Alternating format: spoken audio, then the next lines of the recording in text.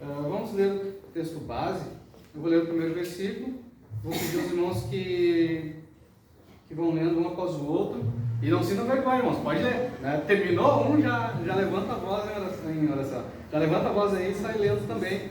Se tem a revista aí, né? Quem não tem a revista, o nosso texto base ele está em Efésios, no capítulo 5, do versículo 1 ao 21. Efésios, capítulo 5, versículo 1 ao 21. Oh, já foi mais rápido, Zé Carlos. Efésios 5, 1 ao 21.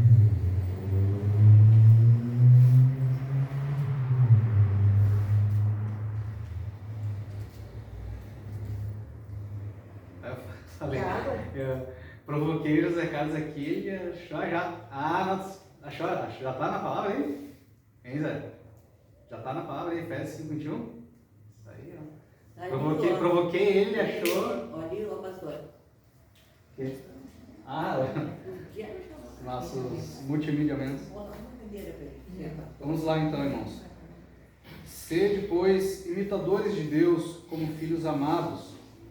E andai em amor, como também Cristo nos amou, e se entregou a si mesmo por nós, como oferta e sacrifícios a Deus, em aroma suave.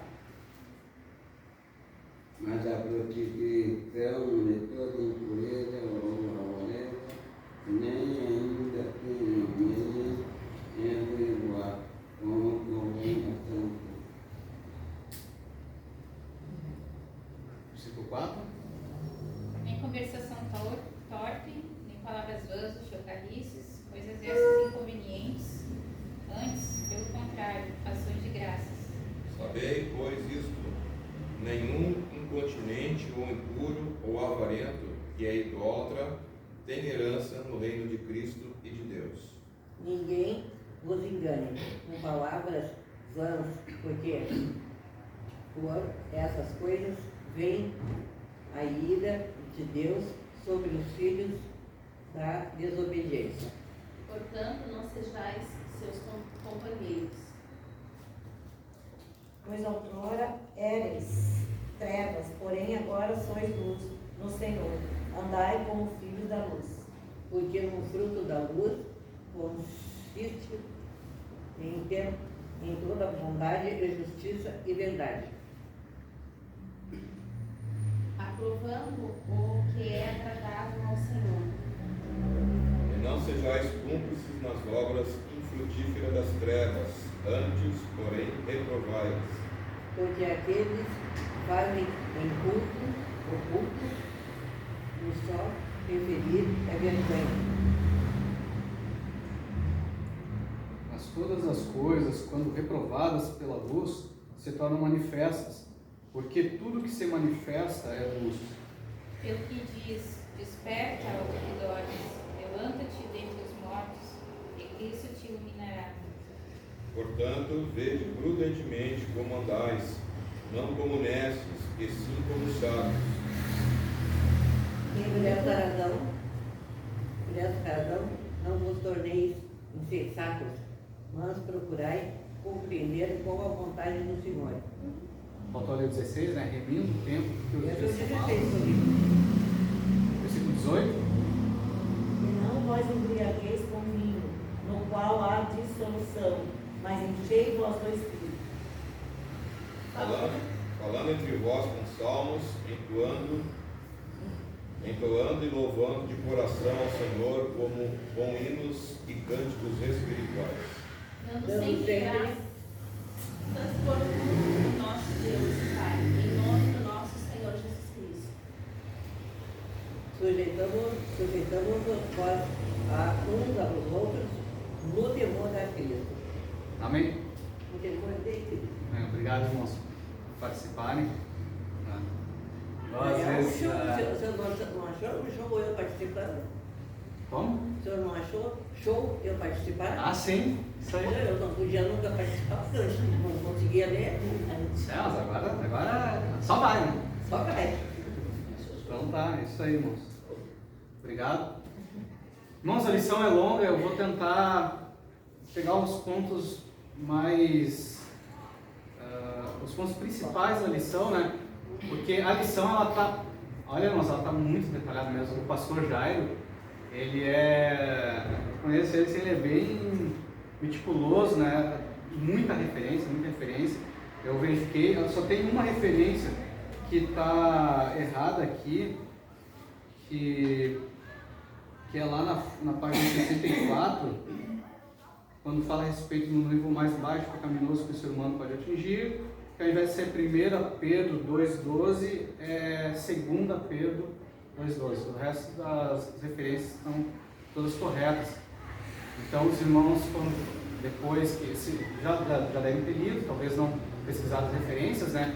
Mas quando forem ler depois também, podem ir nas referências e, claro, algumas coisas a respeito de interpretação, como ele entende um texto, né? Às vezes não é exatamente como a gente interpreta, mas estão ali as referências para os irmãos. Bastantinho mesmo, né, professor? Bom? Bastante. Mas estão ali os textos para os irmãos conferirem na Bíblia se o que ele está falando realmente é isso, que nós sejamos bereanos, né? Está aqui a matéria, está aqui o professor também falando, né? Mas os irmãos vão na Bíblia lá e olhem se essas coisas realmente são assim, como o autor falou, como eu falei, ou não, né? Mas procurem sempre conferir na palavra do Senhor. Mas quase sempre essas revistas aqui não tem outra conversa, é e é. Tá muito bom. Então tá, irmãos. Introdução. O conservadorismo ortodoxo bíblico significa a crença e prática dos princípios basilares exarados ou expressos, escritos na Bíblia. Por maiores que sejam os questionamentos, a palavra de Deus, origem única da ortodoxia, esclarece todas as dúvidas. Eu já falei aqui alguns temas que a gente tem que já deixar entendido, né, para a gente ficar com ele em mente sobre o que nós estamos falando, né? Ortodoxia, então, irmãos, é a prática, o cumprimento absoluto de todos os preceitos ou ideais que há em certo padrão ou dogma. Assim também a fé cristã, ela tem um dogma e tem vários padrões ali que são expressos compõem essa ortodoxia, né? Obviamente que isso passa pela interpretação pela interpretação das igrejas também, né? Mas nós sabemos que grupos de igreja, principalmente sim, grupos de igreja pentecostais e as igrejas reformadas, todas elas têm uma certa homogeneidade, né, na sua ortodoxia. E no mundo cristão protestante, também nós temos os princípios basilares da fé, né? Nós defendemos os mesmos princípios na maioria das vezes. E quando nós falamos em ser conservador, é aquele que vai defender, né, e procurar zelar por esses princípios, por essa ortodoxia, ou seja, vai zelar e ser um defensor, né, de que venha a ser cumprido tudo o que os nossos preceitos, ideais que nós encontramos nas Sagradas Escrituras, né, que nós entendemos, sejam observados. E isso perpassa tempos e eras, né? Então nós vamos manter sempre conservando os valores, a moral, e dentro desses valores nós temos aqueles valores e princípios que são morais, princípios familiares, enfim. Ser conservador então é a gente pegar todo esse princípio que foi entregue para nós, ou entregue para os nossos irmãos lá no passado, nós continuamos conservando eles tais quais eles foram recebidos lá, nós procuramos mantê-los aqui e até sendo conservador a gente acaba até agindo também como fiscal, né, de que nós estamos nos mantendo dentro dessa ortodoxia, né? Nós temos grupos, por exemplo, que são, ou pessoas que se denominam ou se encontram dentro do contexto evangélico, né, como apologistas, que são aqueles que são como é que eu vou dizer? São os que vão para brigam mesmo. O negócio deles é apologia, né? Pegar o texto da palavra e debater e bater com tudo, né? Se os irmãos verem alguns debates quando eles chamam esses apologetas, daí um vai discutir um tema, eles vão discutir um tema e um defende um ponto, outro defende o outro, é faísca, né? Porque a área deles é essa, né? E se os irmãos entrarem em algum site de apologia, eu não lembro qual é o site que eu até peguei lá, que eles ficam sempre alertas quando surge alguma heresia ou alguma coisa que estão falando aí pelo mundo, pelas redes sociais, eles vão lá e já a palavra de Deus é assim, assim, assim, né? Por quê? Eles têm esse princípio de ser conservador e apologia em cima dentro da ortodoxia, né? Ou seja, apologia é o que eles defendem, né? Então tá, vimos o que é a ortodoxia então e o que é conservador. Então nós somos conservadores, nós somos chamados aqui, o tema dessa lição é ser conservador ortodoxo, defendendo todos esses princípios, né? Mas aí nós vamos tratar, mas o que são, quais são esses princípios que eu tenho que defender, né? Eu quero ser, eu sei que eu estou numa igreja que é conservadora e é ortodoxa, mas quais são esses princípios que a gente defende? O que a gente tem que defender? Esse é o tema dessa lição, né? E antes de entrar na lição em si, o autor ele vai falar a respeito da teologia sistemática e as doutrinas bíblicas básicas, mas para eu chegar na doutrina bíblica básica, eu tenho que primeiro entender o que é a teologia sistemática, né? Teologia é o estudo de Deus. E quando nós falamos em teologia sistemática, é a gente organizar todos os assuntos que são relacionados ao estudo de Deus, ou seja, que estão expressos nas Escrituras.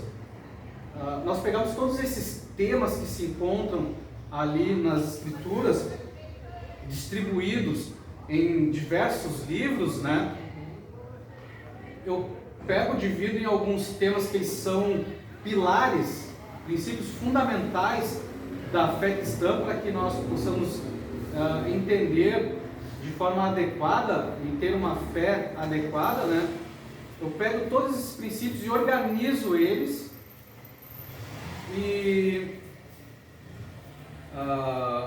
de forma a poder analisar cada um deles de forma organizada e dentro de um processo que ele seja lógico, né?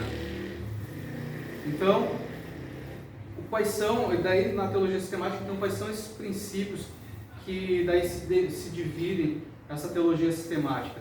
Aí tem as doutrinas bíblicas básicas ali, que são todas essas doutrinas aqui que o autor ele elenca, né? Bibliologia, eu não vou entrar em cada uma delas, tá, irmãos? Só vou citar, depois os irmãos podem ler ali o que é cada uma. Bibliologia, teologia, cristologia, pneumatologia, angelologia, antropologia, hamartiologia, soteriologia, eclesiologia e escatologia. Então esses são alguns dos princípios que esses são assuntos que nós encontramos na Escritura, né? Mas que eles foram organizados. E é importante essa organização também por dois motivos, né? Um é para a gente saber o que defender, né? E aonde ir, onde estão os textos, como organizar o pensamento para eu estar fazendo essa defesa. E outra é para a gente passar essa informação também para os irmãos, né? Porque como é que eu organizo esses pontos que são fundamentais? Então, a teologia sistemática, talvez ela não é exaustiva a ponto de tá todos os temas de tudo que tem na Bíblia está ali. A maioria provavelmente está, né? Mas daqui a pouco alguém pode olhar, não, mas tem mais um tema aqui que a gente pode subdividir, né? Mas aqui estão os temas principais, então, e cada um deles vai tratar com mais minúcia a respeito, por exemplo, a cristologia, a respeito de Cristo, né? Da pessoa de Cristo, que já foi motivo de debate e motivo de racha na Igreja Católica, entre a Igreja Católica Ocidental e Oriental, por exemplo, né? A soteriologia que nós vimos, acho que foi na lição passada que a gente falou sobre calvinismo e arminianismo, né? Vai ver, no caso da soteriologia, é a doutrina a respeito da salvação do homem, como que ela se dá, como é que é o processo. E dentro da soteriologia já há uma subdivisão, né? E assim por diante, irmãos. E aqui, então, o autor ele vai se dedicar em um desses pontos da teologia sistemática, que é justamente a soteriologia, que é e o ponto da soteriologia que ele vai colocar agora um binóculo para nós olharmos mais de perto é a doutrina da santificação. Daí vamos começar a ler então aqui na parte 2, página 62, soteriologia, doutrina da santificação. A soteriologia estuda temas relacionados com a salvação, como a ação divina e a resposta humana. A doutrina da santificação não compreende um sistema isolado de estudos, mas está contida na soteriologia. Isso significa que, a despeito da religiosidade, sem santificação não existe salvação eterna. E o autor, ele seleciona ali Hebreus, destaca, né? Hebreus capítulo 12, versículo 14 ao 15, texto bem conhecido, né? Que sem santidade ninguém verá a Deus, né? E esse texto, já falei outra vez aqui a respeito dele, que o ver, o termo ver ali, o termo grego que tem nesse texto, ele é um ver de eu enxergo mesmo, eu olho, estou vendo, né? Mas ele tem um sentido também mais profundo, que é de experienciar, de ter relacionamento, de ter uma experiência, um convívio, né? Então é um termo que ele abrange tudo isso. E aí vem, às vezes, como ele falou aqui, parece que, será que mais na parte da santificação progressiva, né? Que às vezes parece que vai conflitar, o processo de santificação ele vai conflitar com a salvação pela graça, mas a gente vai ver que não conflita. E dentro do processo de santificação, irmãos, ele se divide, na teologia sistemática ele se divide em 3 pontos. Um é a santificação inicial ou posicional, aí depois tem a santificação progressiva e a santificação final, que no caso não foi colocado aqui. A santificação inicial ou posicional é aquela que é outorgada por Deus, o que nós recebemos no momento em que recebemos a palavra, ouvimos a palavra e cremos. Nesse momento, nós somos santificados, purificados dos nossos pecados pelo sangue de Cristo, né?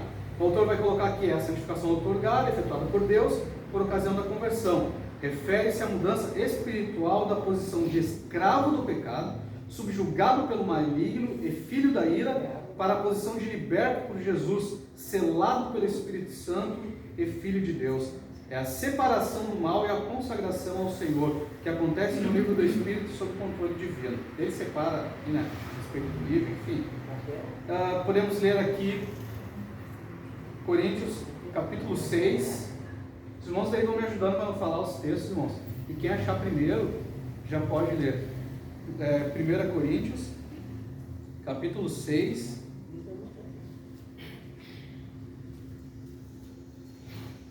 versículo 11. 6, 11? É. E o que alguns têm sido, mais o que alguns têm sido, mais haveis sido lavados, mas haveis sido santificados, mas haveis sido justificados em nome do Senhor Jesus e pelo Espírito do nosso Deus. Amém. Então aqui, esse texto aqui vem corroborar a tese que o autor está defendendo aqui, e é o texto utilizado também para defender essa subdivisão, né, da santificação, a santificação inicial ou posicional. quando em 1 Coríntios, no capítulo 6, aqui, ele está falando a respeito de como era o nosso viver antigamente. Nós não vivemos mais como era antigamente, né? Mas o que aconteceu? Mas vós vos lavastes, fomos purificados dos nossos pecados, né? Nós fomos santificados por Cristo e nós fomos também justificados, agora fomos declarados justos, né? Não temos nada contra nós, novamente, nós temos agora a aceitação plena perante Deus. Também, e nós temos, tem outros textos aí que depois os irmãos podem ler também, e nós temos então a santificação progressiva. Ela não se trata de sinergismo para obter a salvação. O que é sinergismo? É quando duas pessoas trabalham juntas em prol de um resultado em comum, né? No caso, ele está querendo dizer aqui, não quer dizer que eu vou estar ajudando Deus na minha salvação em si, né? Mas que não é esse o caso. Nós estamos ajudando na salvação, mas no processo de santificação é um processo que ocorre. Nós somos salvos, então nós vivemos em santificação porque somos salvos, né? Não se trata então de sinergismo para obter a salvação, mas sim do uso adequado do livre-arbítrio restaurado para a conservação da salvação recebida pela graça. É a obediência restrita às Escrituras Sagradas, a separação do pecado pelo esforço humano, consciente e voluntário, auxiliado pelo poder do Espírito Santo. Ou seja, não é algo... Às vezes, o novo convertido ele pode achar que é tudo automático, que ele tem uma força extraordinária que nada vai vencer ele, né? Eu lembro que tinha um jovem que ele se converteu. Eu não lembro exatamente se ele se converteu aqui na igreja ou tinha ouvido o evangelho e depois veio para a nossa igreja. Mas ele veio com uma prepotência assim, ele não, nada vai acontecer, pode acontecer o que for, que eu não vou cair em tentação. Mas aí vacilou no processo de santificação, né? Achou de repente que era algo automático, que não precisava estar em oração, buscando a palavra, em jejum, nos cultos, e infelizmente caiu, né? Mas nós devemos viver um processo de santificação. E aí tem os textos, irmãos, que eu quero ler com os irmãos aqui. Deixa eu ver aqui. Santificação.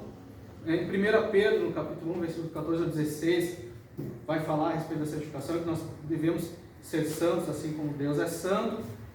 1 Tessalonicenses, capítulo 4, versículos 3 a 8, vai falar, no fim, que nós fomos chamados para a santificação, né? Ou seja, nós não fomos chamados para viver novamente, viver como nós vivíamos antes dos nossos pecados, dos nossos delitos.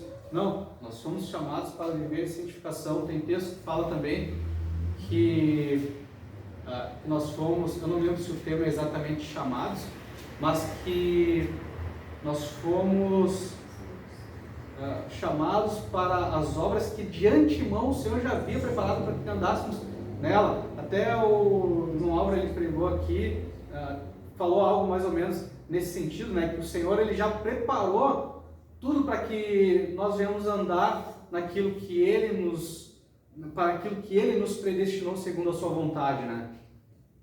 Então é isso. Como é que nós vamos viver segundo a vontade do Senhor? Um processo de santificação. Não é algo que vai acontecer automático. Eu tenho que ter a consciência de que eu sou um servo de Deus e que eu devo viver em santificação porque Ele me preparou para isso. Então eu tenho que conscientemente buscar viver dessa maneira.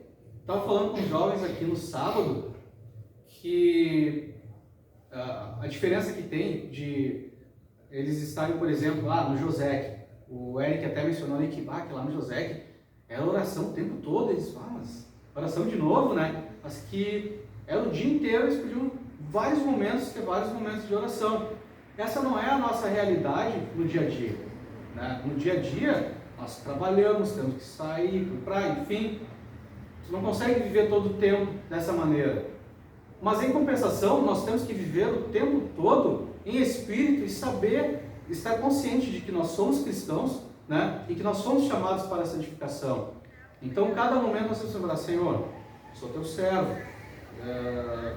que eu não venha aqui, quando nós formos expostos, né, a tentações, ou em qualquer momento do caminho, lembrar, eu sou um cristão, eu tenho que agir em santificação, eu tenho que glorificar o nome do Senhor. Como que eu posso glorificar o nome do Senhor no que eu estou fazendo agora? Né? No trânsito, no trabalho, no mercado, né? Às vezes no mercado me dar um lugar, ser cordial, daqui a pouco entregar um folhetim, né? Enfim, mas nós estamos dando um bom exemplo ali, andando no processo de santificação, né? Mesmo quando nós somos ali provocados de repente a ira, não dá lugar à ira, né? 2 Coríntios capítulo 7, versículo 1, vai falar ali que a santificação, ela não morreu, ela deve ser aperfeiçoada, né? Vamos ver 2 Coríntios 7, 1.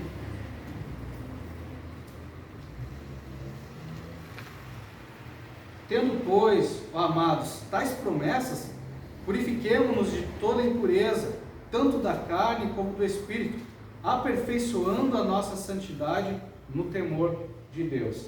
Amém? Considerando o Senhor no nosso caminho. Né? Também tem um outro texto, que é em Filipenses capítulo 3, versículo 12 ao 14. Daí nós temos essa parte da santificação progressiva, pelo menos a parte inicial, né? Filipenses capítulo 3.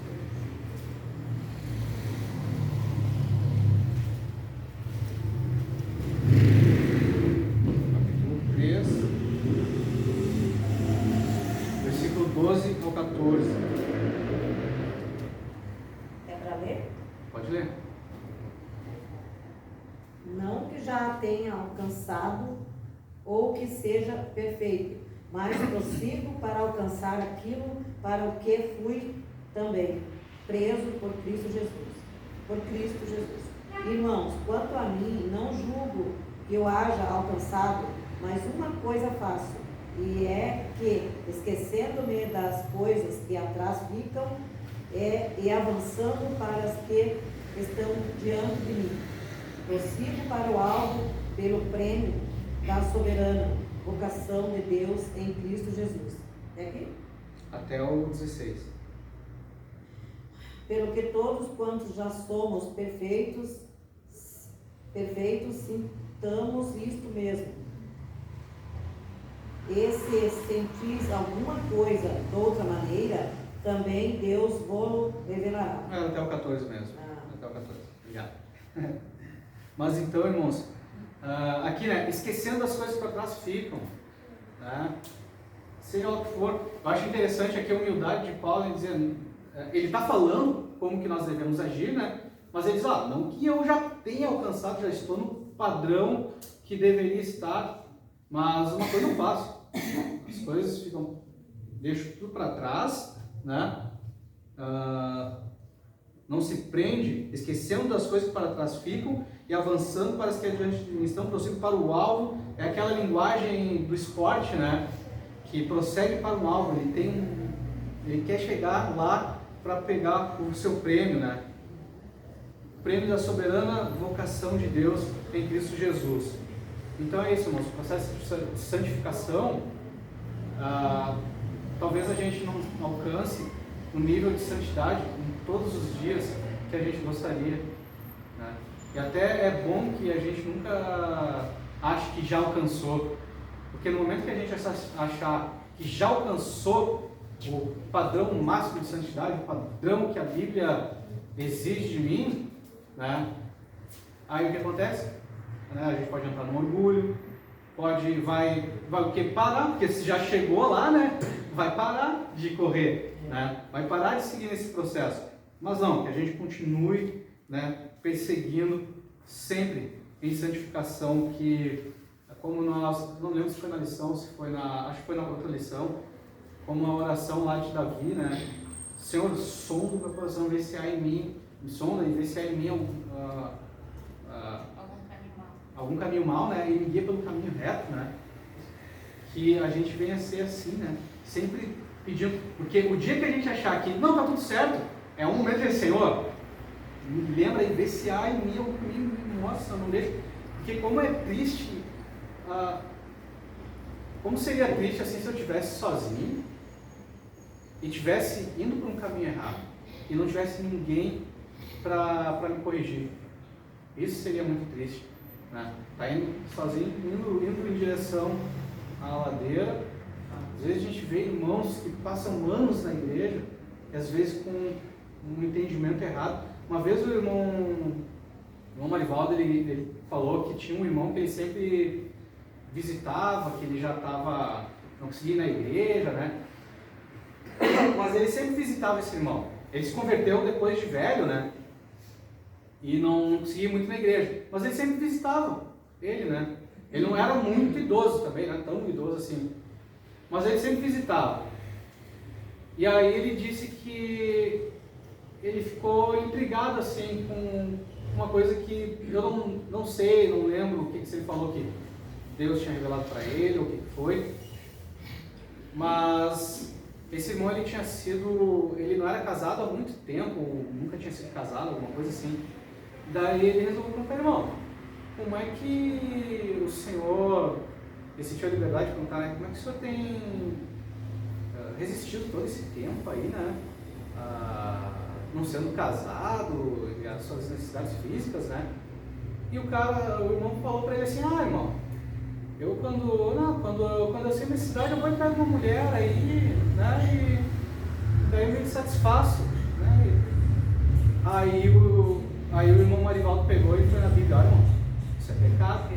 E aí começou a explicar para ele, que o irmão pegou e olhou assim, meu Deus, irmão, não sabia, não sei o que, não tinha explicado para ele. Ele não tinha o hábito daqui a pouco de ler a palavra.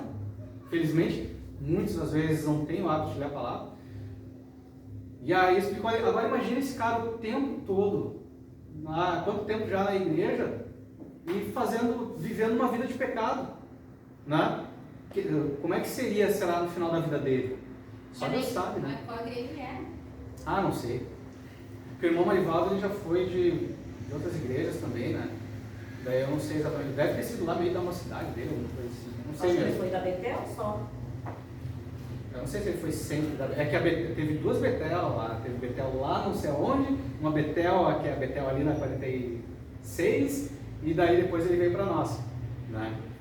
Mas eu também não sei, porque ele já visitou também irmãos de outras igrejas, né? Então não sei de onde que é exatamente, né? Mas é algo de nós pensarmos, estarmos muito atentos, né? De estar ensinando, não deixar essas coisas acontecer, né? Vamos lá então, irmãos, seguindo aqui. Parei na parte da santificação. Bom, e daí o autor aqui, então, ele começa a falar, temos 8 minutos aí para terminar a lição, irmãos.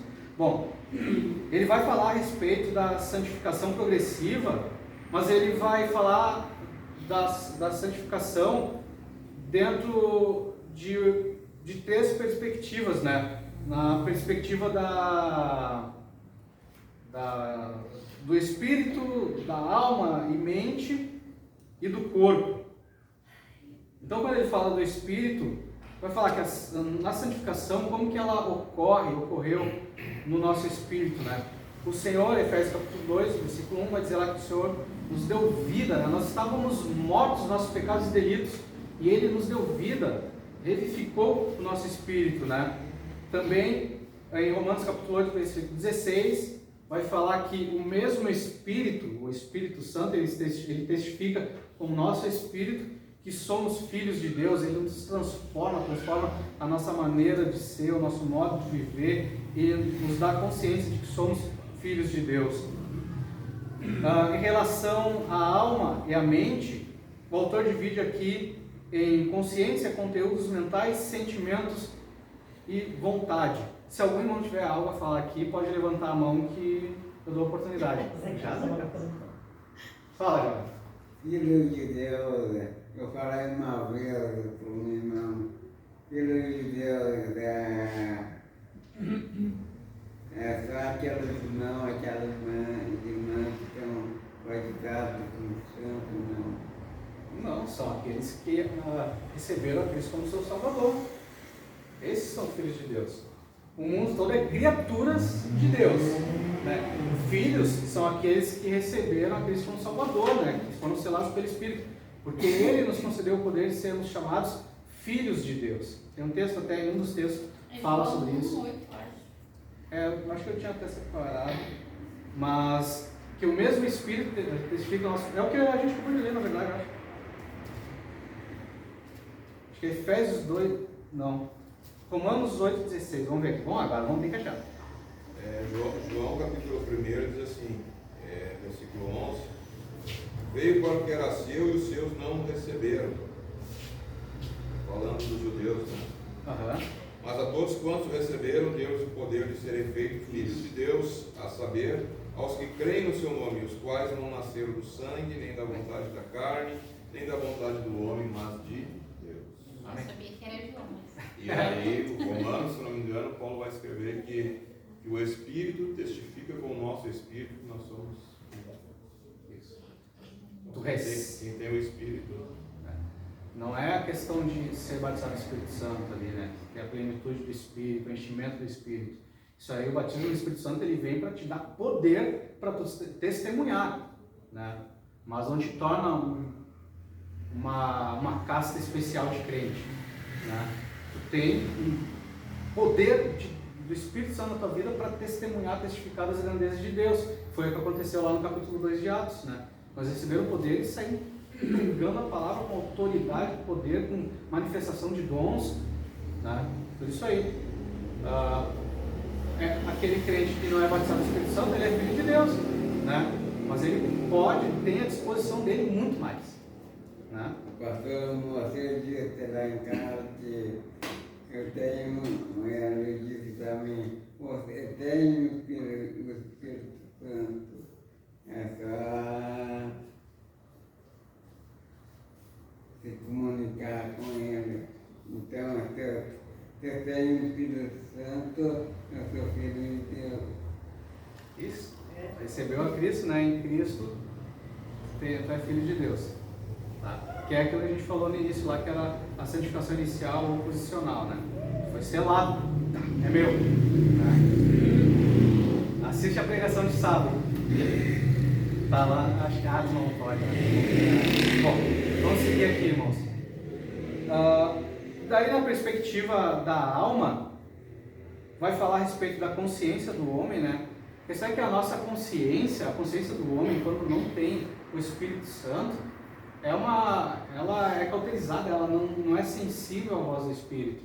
Mesmo assim, né, tem não vou lembrar agora exatamente o termo, a revelação, né, os tipos de revelação de Deus, né? Tem a revelação natural, que é aquela que fala em Romanos e no Salmo fala que o Senhor ele se revela, e todos os homens são desculpados, porque o Senhor ele se revela na natureza, em todas as coisas criadas, ele se revela, né? A revelação especial na Bíblia Sagrada e a perfeita revelação que é em Cristo, né? Que vem na Bíblia Sagrada também, né?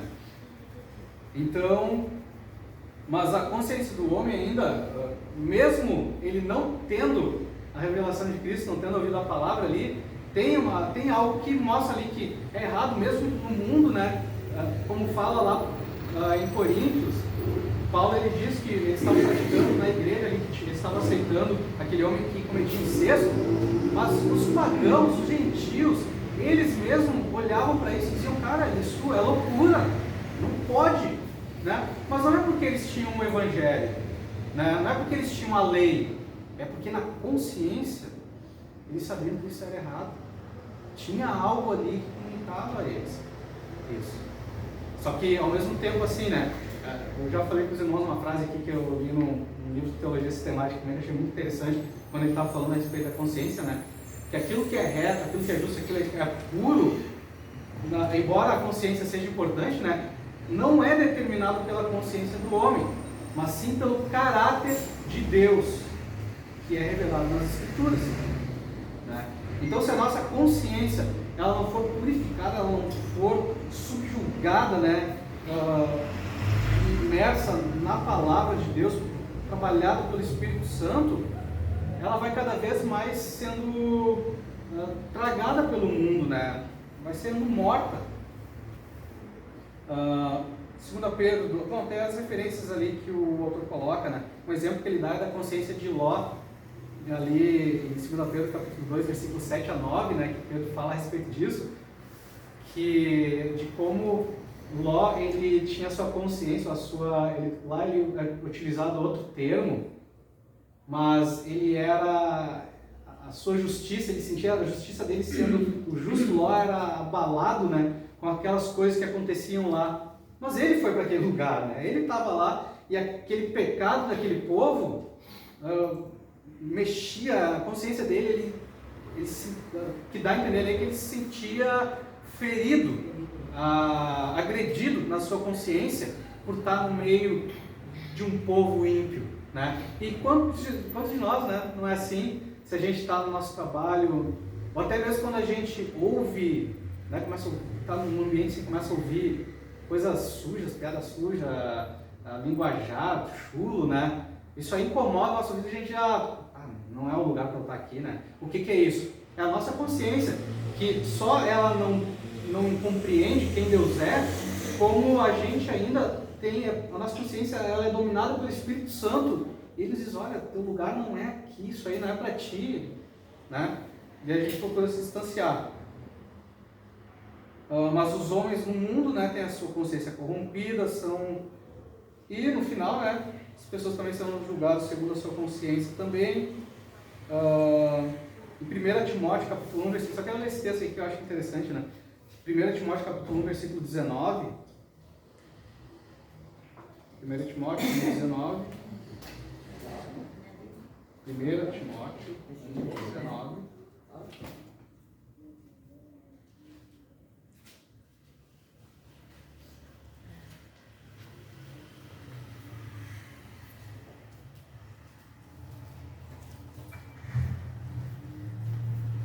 Capítulo 19. 1 Timóteo capítulo 1, versículo 19. Mantendo fé e boa consciência, porquanto alguns, tendo rejeitado a boa consciência, vieram a naufragar na fé, né? Esse termo é interessante porque eu estava vendo um comentário bíblico que aqui ele está colocando a consciência como um giroscópio, né? Que vai determinando o lugar para onde tu deve ir, né? Daí ele diz aqui então que rejeitando a boa consciência, ou seja, aquela consciência que é segundo a palavra, ou se nós formos colocar agora para o nosso contexto da lição aqui, né, conservador, ortodoxo,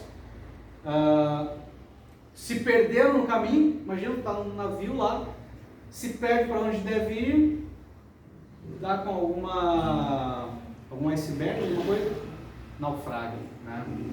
É isso que, essa linguagem simbólica que Paulo ele traz aqui a Timóteo, né?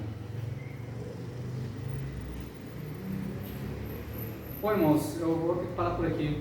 Os irmãos, então, depois podem ler novamente, ler na revista a continuação, vai falar ali sobre também os conteúdos mentais, os nossos pensamentos, os conceitos que nós temos, tudo precisa de santificação, e dentro dos conceitos que nós temos que cuidar para que os nossos conceitos não venham a sobrepor o amor, né? Porque nem todo conceito que nós temos de alguma coisa é necessariamente a doutrina bíblica, mas é como nós lemos e enxergamos alguma coisa, né, dentro da palavra. Como era o caso lá, quando ele fala a respeito da carne, uns achavam que não podiam comer, os outros que eram considerados os fortes, né, falaram, não, eu posso comer, não tem problema nenhum, mas deveriam se abster de comer se fosse pela consciência do irmão, né. Vai falar a respeito dos sentidos, da nossa vontade, que nós não somos tentados além da nossa capacidade, está lá em 1 Coríntios 10, 6 a 13, mas enquanto na tentação Satanás ele quer nos levar para fora do caminho, quer nos derrubar, Cristo, o Senhor, ele usa essa mesma tentação para que nós venhamos a crescer, né, em experiência com Ele. Ele não permite uma tentação maior que nós possamos suportar. E Hebreus 4, 14 a 15 vai falar que Cristo ele é um sumo sacerdote na consagração domingo lá, achei interessante, a irmã estava lendo o texto bíblico que fala a respeito da tentação de Jesus Cristo, né? E quando fala ali que o diabo se ausentou dele por algum tempo. E aí às vezes a gente pode esquecer, a tentação que ele passou foi aquele momento só, e depois talvez quando Pedro ali ele fala, então o Senhor não vá para lá furar as suas tentações. Mas Hebreus mostra que ele foi tentado assim como todos nós, em tudo ele passou pelas mesmas tentações, né? Só que sem pecado. Logo ele é um sumo sacerdote que, ao contrário daquele que precisava primeiro oferecer um sacrifício por si mesmo também, né? Ele tinha passado pelas mesmas tentações sem pecado e ele entende, né, a nossa situação, ele entende o quanto algumas tentações são difíceis para nós, né? Eu tenho uma tentação diferente, a irmã tem uma tentação diferente, a irmã tem tentação diferente, mas ele entende e compreende de todos nós, né? E daí vai falar sobre o corpo, né? Em relação ao vestuário, marcas e mutilações, pecados da carne, bebedices, que são abrangendo toda sorte de vícios ali, né? Que não devemos praticar, né? Então, os irmãos, por favor, quem não leu ainda, lê a revista, procure as referências ali. Alguém gostaria de falar mais alguma coisa a esse respeito da santificação? Aí, irmãos, então, né? Santidade, um estado, santificação, um processo, e que nós devemos seguir. Não alcançamos o padrão que nós gostaríamos, né? Todos os dias. Às vezes tem aquele dia que a gente às vezes chega no final lá, né? You win, né? Venceu, graças a Deus, hoje esse dia, graças a Deus chegamos até aqui. Eu me lembro que quando eu era adolescente, que logo que eu tinha me batizado, né? Tinha um irmão aqui, o Hugo, até que ele estava trabalhando na frente. Às vezes ele vinha assim, quando chegava, a ceia era aqui, né? Deixa eu lá, esse mês não pequei. E muitas vezes a gente era, principalmente mais o jovem, esse adolescente, ou aquele, é que o jovem é mais infantil mesmo na maneira de tratar essas coisas, né? Achava assim, não pequei esse mês, vem aqui o pão, né? Vou pegar aqui. Mas, e às vezes quando ele tava, eu pegava um pão maiorzinho assim, né? E ele pegou um pão menor, e vinha, irmão, vamos trocar aqui, né? Comunhão. Pegava o meu pão maior. Mas, vamos passar aqui então, irmãos. Que o Senhor venha nos ajudar, né? A compreender todas essas coisas e saber que a vida cristã, ela não é uma vida estática, parada, né? Mas é sempre correndo em busca do prêmio.